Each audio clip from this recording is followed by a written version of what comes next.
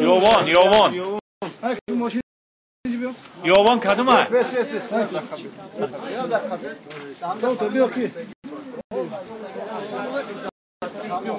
Çok ne ucuna var? Yok.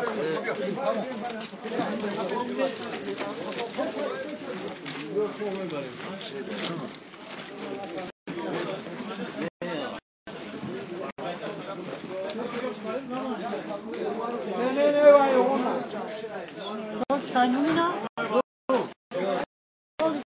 Bak işte. Ne oğlum ne yapıyorsun?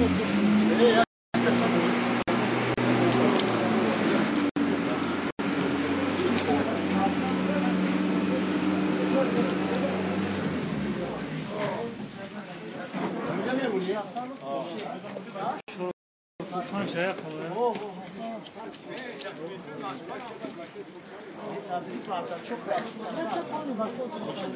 Tekerse davul bu arada.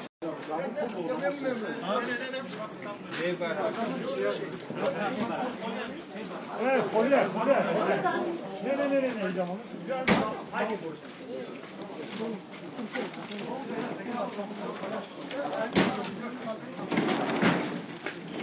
من خولیم خوب بودم و سوش biraz tabii ki geç oradan. Çok